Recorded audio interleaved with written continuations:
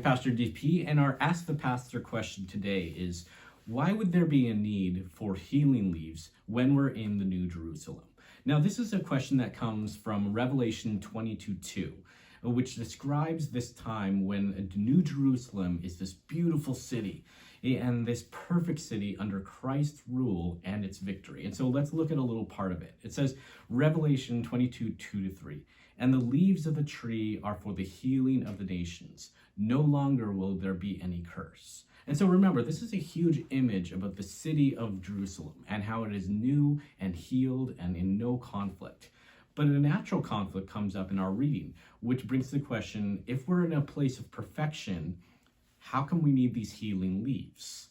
And the wonderful thing about this passage is it challenges us. It challenges us to look a little deeper and understand, how is this biblical reading working?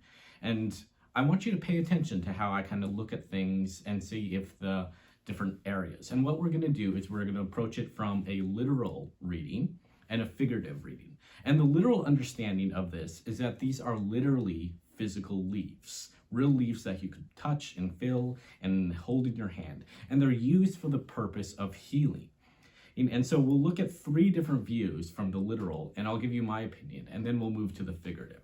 So the first view is that these leaves are used for the healing of past wounds from our sinful fallen world. And my perspective on this is maybe. The issue comes up is that makes the leaves temporary.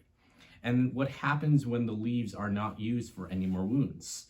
Since there is no curse, as verse 3 says, as I don't think God's going to be wasting his time making a leaf that doesn't really work, especially when you put it into an eternal perspective.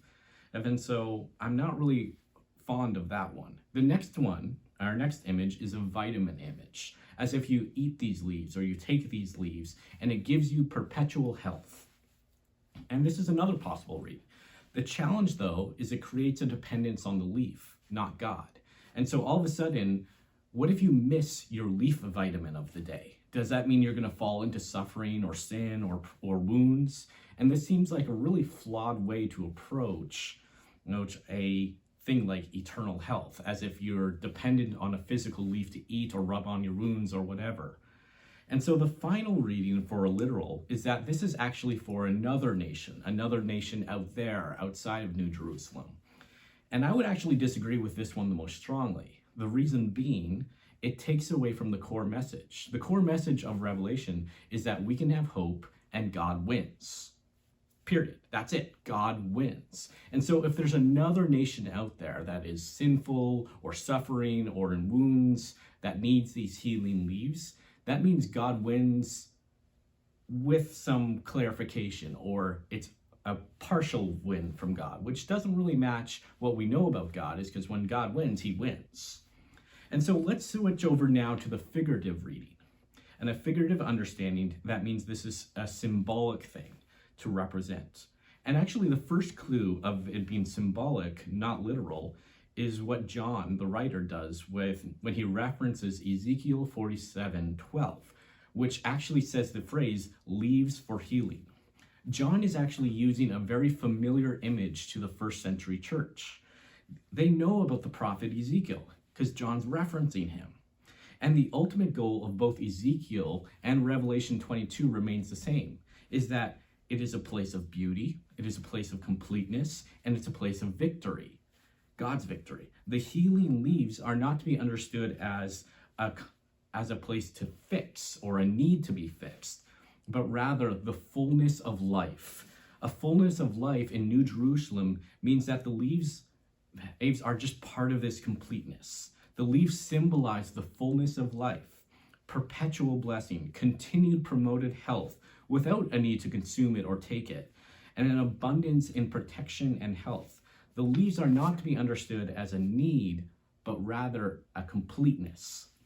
The leaves symbolize that all nations are healed from the past suffering and are in continued health. That second part, in continued health, that's an important phrase because the leaves show the purpose and the reality of King Jesus, and he heals our suffering and continually promotes eternal health. And this is held up by God through the New Jerusalem, and these leaves are just a symbol of it. They aren't a fix or a need of it. And my conclusion is that the figurative understanding is probably the stronger reading. God will bring us into full completeness in New Jerusalem, and that is the understanding we place our hope. The literal, in my view, kind of pulls us away and makes us dependent on the leaves or focus on the leaves instead of who actually is bringing the victory here, which is God. And John, the writer, is using a very familiar image to help his readers understand and the completeness and the fullness of health. And the way to approach scripture here for us is to let it challenge our understanding and our views, our reading of it, because the scripture is good, but our explanation of the scripture may not be as good. And so sometimes we need to realize, where are we distinguishing literal and figurative, and what does that actually mean?